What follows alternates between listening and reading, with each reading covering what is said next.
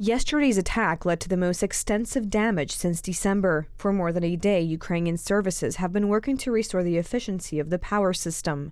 The most difficult situation is in Kharkiv and Zhytomyr, but reports of outages are coming in from localities across the country. The Zaporizhzhia nuclear power plant has been disconnected from the power grid again. This is a critical situation. Russia is threatening our nuclear facilities and thus global security. The sooner the Russian nuclear industry is sanctioned, the sooner the security we know will return. 6 Kinjal missiles were used to attack critical infrastructure, the shooting down of which challenges Ukraine's defense system.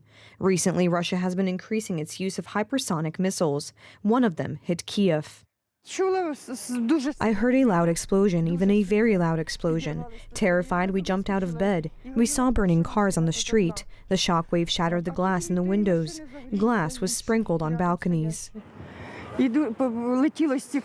Ukraine's general staff conveyed that Russia is shelling the regions under its occupation. Russian propaganda media blamed the attacks on the government in Kiev. I was preparing the bus before leaving the depot. A security guard came and asked me to help open the gate. Sergei also helped us. The gate creaked but would not open.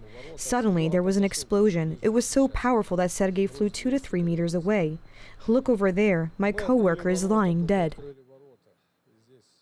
In addition, disturbing news is coming from Belarus. Alexander Lukashenko signed a law yesterday, according to which officials and military officers found guilty of treason can be sentenced to death.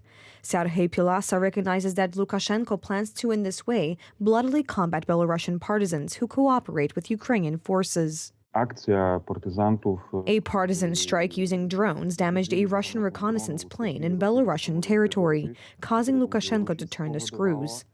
Pavel Watushka, who is now one of the Belarusian leaders of the Democratic Forces, has received repeated threats to assassinate him in various ways, including Lukashenko, who personally said he would strangle him with his own hands. In contrast, the government in Chisinau has reported that Moldova has become the target of hybrid attacks.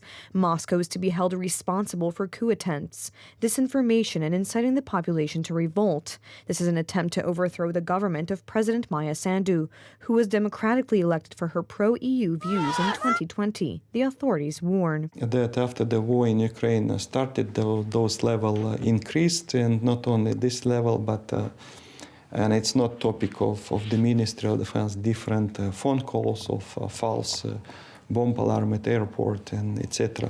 Transnistria, a region on the eastern border with Ukraine, split from Moldova in 1990. The area is controlled by pro-Russian separatists and Russian troops who accuse the authorities in Kiev of wanting to seize Transnistria. Ukrainian presidential advisor Mikhailo Podolak believes that hybrid attacks on Moldova are part of the Kremlin's strategy to win the war in Ukraine. Ukraine has no reason to attack Transnistria. It would be pointless. What operational benefit would it have for us? These are known methods of Russia. Recall, there was talk of attacks on Russia, Belarus, and now Moldova, and Transnistria. These are deliberate propaganda efforts, because to these alleged attacks, Russia has responded militarily in the past. Earlier today in Paris, British Prime Minister Rishi Sunak and French President Emmanuel Macron discussed the situation in Ukraine, further military and financial aid to Kiev. We want to continue and better coordinate our support for Ukraine. We share the same analysis of events and the same desire. Russia cannot and should not win this war. By helping Ukraine and the Ukrainian people, we must resist on a humanitarian, economic, and military level, and we are doing everything we can to prevent this war from spreading. I always say we left the EU, but we didn't leave Europe. And, Emmanuel said previously, Brexit didn't change geography. We want to have a close, cooperative, collaborative relationship with our European partners and allies. And of course, that starts with our nearest neighbor, France. Meanwhile, today, Finnish Prime Minister Sanna Marin arrived in Kiev and met with Volodymyr Zelensky. The leaders attended the funeral ceremony of Dmytro Kochibaiwo, the legendary commander who was killed in Bakhmut.